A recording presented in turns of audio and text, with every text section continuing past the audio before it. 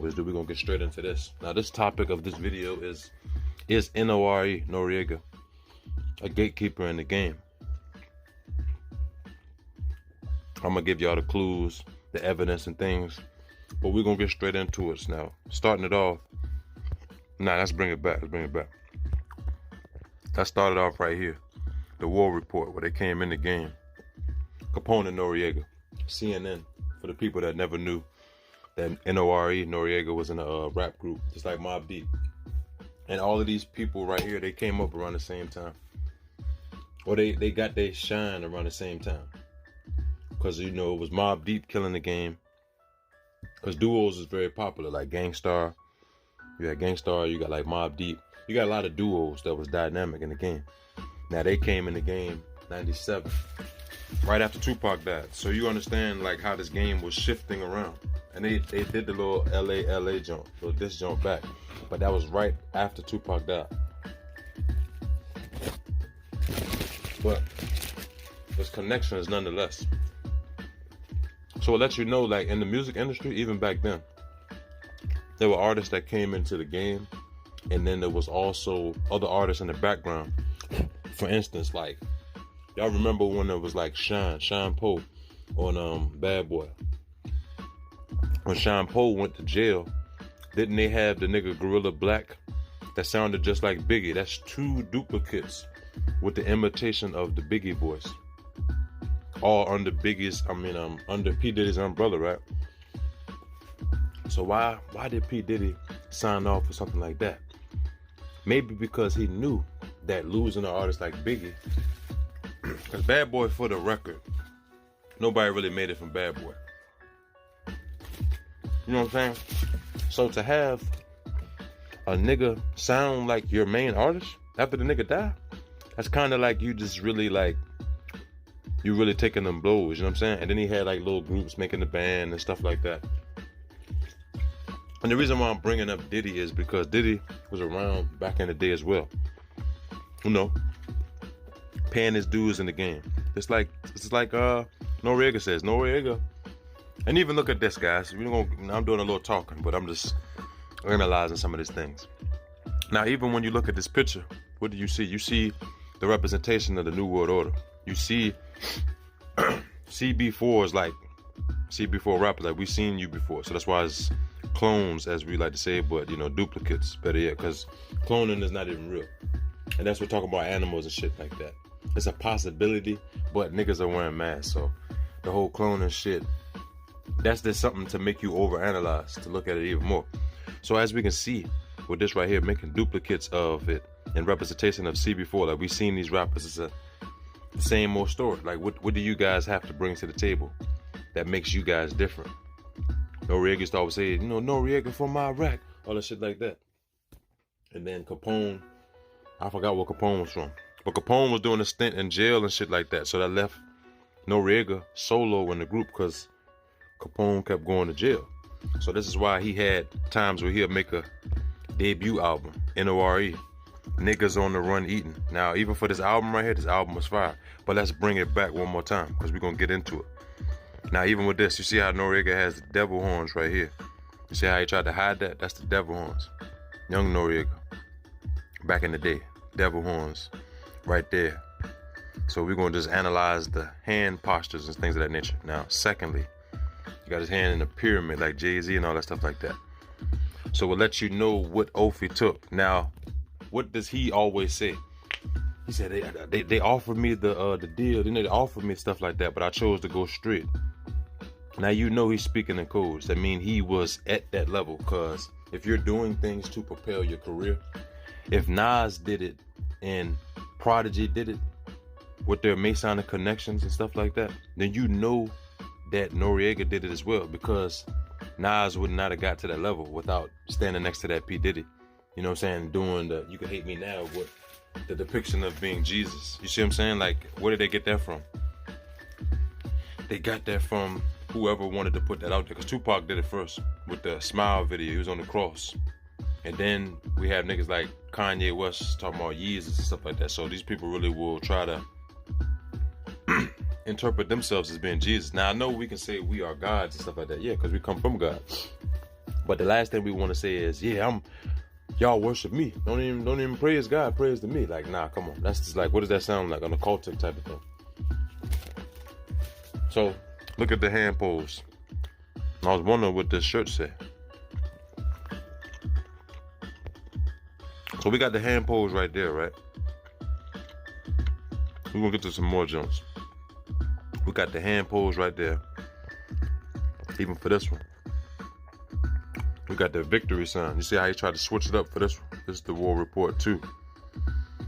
But they remade the album. Now even for this, Capone, One-Eye Symbolism. You see how they tried to throw that on there? Now this is like, it's not the same effect because the original debut album was fire, you know? You got the Jesus pieces on there, right? With the victory sign.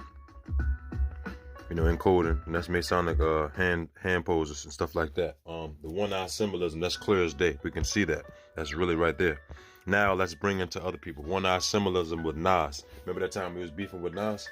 But he came up with Nas. So that's all to draw you in. You really think that Noreaga was really beefing with Nas like that? First of all, both of them are Virgos. And I understand people can clash regardless of the zodiac or whatever. But this is a nigga that basically got you into the game as a household name.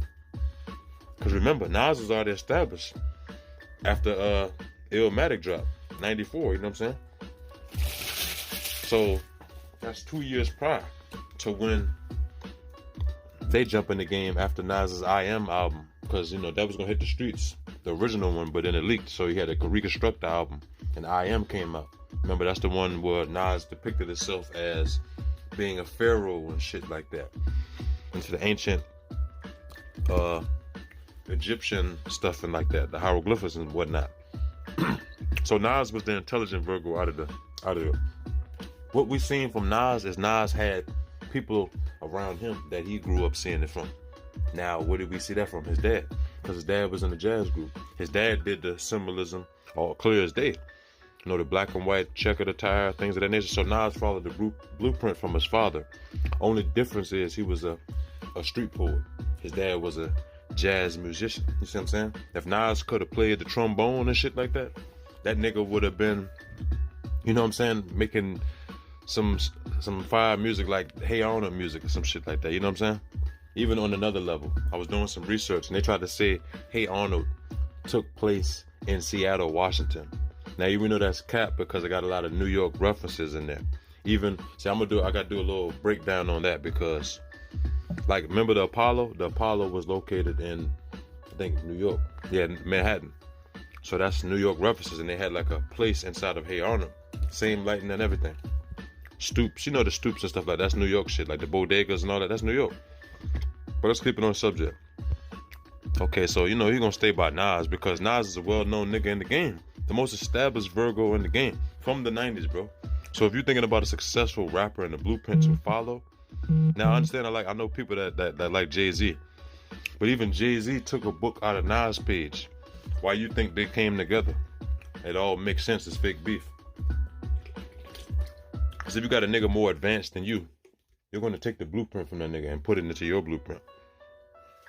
And y'all can, behind the scenes, talk and be like, yo, let's give it to the people. We're going to be beefing and shit like that. The people going to eat it up because even to have the media, if a nigga make a comment or something, they ask you about that comment, you can answer it to, you know, whatever you want to answer to or not answer it. But you know how your answer can be taken out of content or whatever it may be. And they can cause beef like that as well. They can stir up the pot. But these niggas ain't really had no beef like that, bro. You know what I'm saying? It's all a business. It's all a part of the game. One-eye symbolism from when they was younger. Like the young days, like when they first came in the game. They try and get a deal and shit. So these niggas had a lot of symbolism. We're gonna get into more shit too. Mobb Deep. Just like the duos, you know what I'm saying? Mobb Deep, you know they sold out because their first album, they tried to rap regular and that shit flopped, bro. Nobody was listening to their first album. They only had like one song on there. Me and my crew, we be killing it. When on me, you get this motherfucker. Like, remember that joint? They only had like one joint on there, but their style was more cleaned up. And then they went straight grimy, like street style. And that's what sold because they put the dark element into the music because they knew that regular shit wasn't gonna sell. So they knew that at a young age. Prodigy was like, I'm only 19, but my heart is cold and shit like that. So these cats was young, bro. Because remember, they formed in like when they was in like the end of high school or some shit like that. So it was a lot of duos that came into the rap game young. So they knew the ins and outs, bro. Because think about it. If you're coming into the game, you broke, you coming straight off the streets. If a nigga telling you do some Masonic shit, nigga, you gonna put it in your music. You know why? Because you broke and you don't know nothing about the shit. Unless you really got that level of understanding to be like, you know what, I'm not doing that. But most of the time, niggas are hungry. They're gonna do that, bro. We see that to this day. Let's even get to more. The devil horns, he's throwing it up right here. Now, we see that he throws those hand symbolisms up a lot, right? Even right here, you know what I'm saying? He like throwing up the devil horns and whatnot. Right here, look, representation of like the Grim Reapers type of junk. You know what I'm saying? Even this, like, remember like Def Jam Vendetta and Fight for New York? They put him in there and stuff like that. Even with Nas, the ringleader. Why you think he's in the middle? Nas is the ringleader to put all this together. The AZs right here. AZ would not have got his start like that without being on Nas' debut album. Just like Capone and Noreaga. Capone and Noreaga was heavily influenced with Nas as well. It's like Mobb Deep. You know what I'm saying? Like, so they was like a big clique, an extended clique. Whether it's from Queens or whether it's from Left Rack, whatever, you know what I'm saying? Now we already know this connection right here is clear as day. Noreaga with Lil Wayne, that's like one of his men that brought him back into the game, because you know how Lil Wayne been hot for a minute. And when Noreaga was dying down, he always built that level of rapport with Lil Wayne. That's because of DJ Khaled and shit like that. DJ Khaled, Rick Ross, stuff like that. That's a connection through that. So they always had that connection for that. You know what I'm saying? Now, for the record, Noreaga's podcast is definitely good. He give a lot of gems. He give a lot of real shit, but he give a lot of goddamn speaking in codes as well. Because think about it. He was in the game. He was an artist. Platinum selling artist and shit like that. To what he told you. He stopped doing the rituals and then he ain't sell shit since. So he made the transition. He was speaking in codes. Nigga, by that time, you wasn't no rapper. You wasn't putting out albums. So you was developing a podcast. You was doing stuff behind the scenes. Now let's bring in something else. Lil Wayne. You know, see, we see Lil Wayne through the stages and stuff like that. Now, you always been by Lil Wayne. Now, even for this right here. This, we seen this back then, and it was like, damn, bro. Big Pun was big as hell. I was thinking, like, this is a bodysuit? I'm like, nah, this nigga was out of shape. Because even this, like, I was thinking, like, okay, Kanye and them got that shit and put it in here. So this is like them. Because I always thought, like, hold up, there's somebody that was like that in the game, bro. So this nigga got the Big Pun and Fat Joe attire. Because remember, Fat Joe was really Fat Joe before. That nigga was fat as hell. And Big Pun, he lost the battle because he was too big. But Big Pun was one of the nastiest rappers of all time. No debate. Like, Big Pun, yeah, devil horns again. Big Pun was so ill, bro. Ill. I wish he was, had his health right. Cause I feel like he really died, though, because he was really big, though. You can tell that that's not like no Photoshop, but that nigga Big Pun was really big, though. You know what I'm saying? Like, he was like the bone crusher type motherfucker. All right, so even for this, remember how he was saying he went straight? He like, some Illuminati shit, some homo shit. Now we know that LL Cool J was some homo shit, cause the nigga always licking his lips for one. You know what I'm saying? Remember the nigga that used to have an oiled up chest like Nelly back in the day. Now he was doing that before with the big ass rope chains. So if this nigga came up in the era with KRS-One and the Zulu Nation and all that shit like that, where niggas was doing suspect body boy shit, you know that these niggas seen the ins and outs. To even a point where, remember the level, the GOAT debate or the GOAT beef between LL Cool J and Jay-Z. Think about it, the GOAT, the greatest of all time, the Baphomet. These niggas wanna, who was the most dark to reel in the people to get that crown?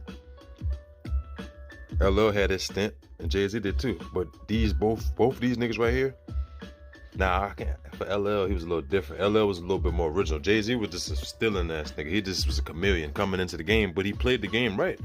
If you want to play it that way to get successful, Drake did the same thing.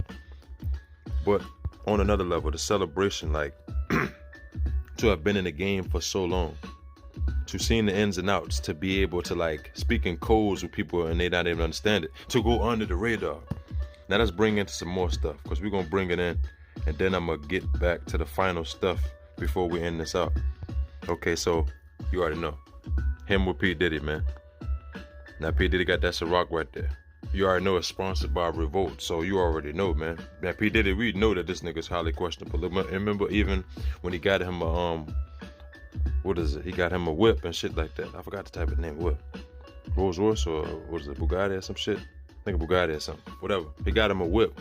Nigga was hella excited. Now you know Diddy was doing suspect shit. Now you got all the gatekeepers right here. Fat Joe, I'm pretty sure he is one as well. Because they speak in codes, but they're talking about they know it's a gay mafia. Now, Fat Joe actually came out and said that. And then you got niggas like N.O.R.E talking about, I don't know if it's some homo shit. And nigga, you know it's homo shit. What you talking about? You been in the game before the homo shit came around. Or before it came. Nah. Matter of fact, fuck no. Tupac was in the bathtub. My bad. Even Busta Rhymes. Remember Busta Rhymes was like on the sex symbol shit back in the day till he cut the dreads off. Now he looking like what's that one nigga name? That one gorilla ass nigga. What's that other New York nigga name? The nigga that was beefing with goddamn ASAP Rocky.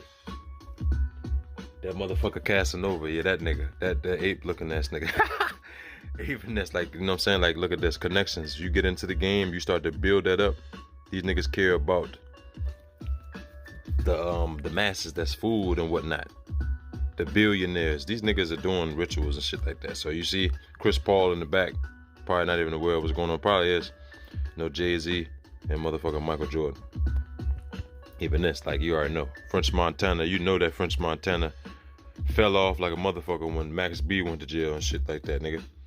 So French Montana always had like a different style, but he was never like hot like that. He was in the same class with, let's think about it. He was in the same class with Nipsey Hussle, Wiz Khalifa, and all of them. So that's why he's prevalent, because he was in that same class, that 09 class.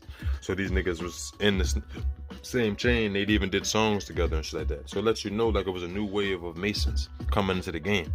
Even Wiz used to rap Savage and he switched it up because he followed the agendas. He knew what sell. So these artists, they know what works and what doesn't. That's why they switch it up. Now French Montana, he probably did hella rituals. You already know that. Because how is he still relevant? He don't got no songs, bro. Coke Waves was fire, but that nigga's not. Alright, okay, you already know.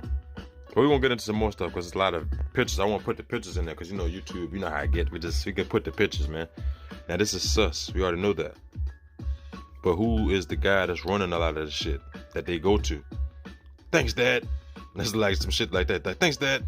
Get the fuck out of here. This is motherfucking Diddy biting his lip from a nigga giving a hug. See, this is why you gotta watch niggas like that. That nigga get that juice in him, he start to get gay.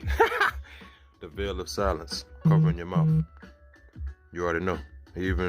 Now Jay-Z did it plain as day. Now for your boy P. Diddy, he kind of did it partially, but still, you already know what it is. He don't gotta really hide like that.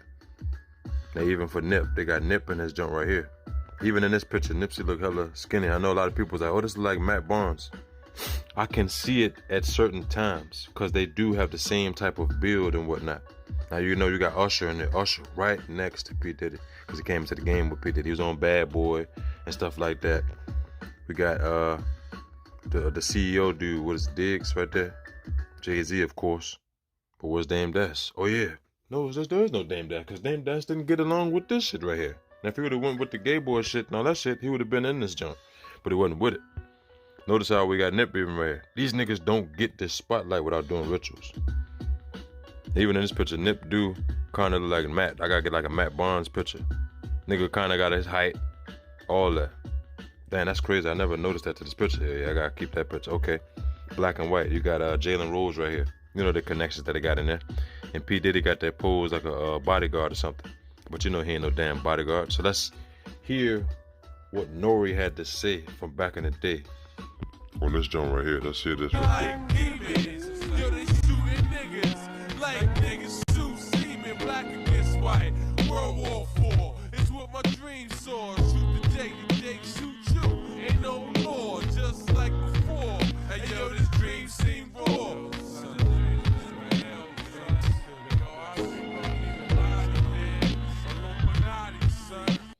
So he had a song called N.O.R.E. Naughty. And he was talking about the Illuminati something. Ain't that a thing? That's an unreleased song on a play on words. N.O.R.E. Naughty. You know what I'm saying? A play on words on Illuminati and stuff like that. So your boy N.O.R.E knew about. He know more than what he was saying. Now let's look at this as well. We shared a lot of marijuana in jail, and we smoked Bible papers together. I'm not proud of this. It's just something that happened. And but not least, did y'all catch that laughter? We shared a lot of marijuana in jail, and we smoked Bible papers together. I'm not proud of this. It's just something that happened. And now we are home to. Now look at this. Now even if you look on the candles, they got them in depiction of like a Christ figures and shit like that. You got N.O.R.E right here, then you got DJ Effin right there. You see that right on the candles right there. Now even as he said that, he's like, we smoke Bible papers. I'm not proud of it. It is what it is. And then you got this nigga doing rituals and shit. So N.O.R.E, you know what it was, brother. You know what it was. Because if you didn't know what it was, you wouldn't have did this pose right here. Hold on, I got one more, bro. Because it didn't actually say it. Sometimes these images don't say it. Where's that last picture? All right, I'm gonna just Google search it. N.O.R.E album covers. Let's look at this last one. Before we wrap it up. I won't put it all in here. And I'm gonna get back to like doing videos more often because, hey man, I like breaking down stuff. I like analyzing things. Now even with this one. So you mean to tell me this man had a pose in that one and then in this one too? Now you got the pose down. The Melvin Flint jump. Even that, like, come on. Names off of like people like Rick Ross and shit like that. Niggas stealing names and doing rituals to fit the part. You know what I'm saying? But y'all let me know what y'all think about this, man. I think Noreaga is definitely knowing way more than what he comes off of. He just plays dumb. Because think about it, bro. If you're not a rapper anymore and you're a podcaster, you're kind of like Gilly the Kid. You can speak all that shit because, nigga, you're not ghostwriting for niggas no more. Or you're not doing all that extra shit no more. You already had your time in the game. Now you doing something else. Now you get to see what these other rappers was doing now that you was doing. You see what I'm saying? You step out the game. But y'all let me know what y'all think, man.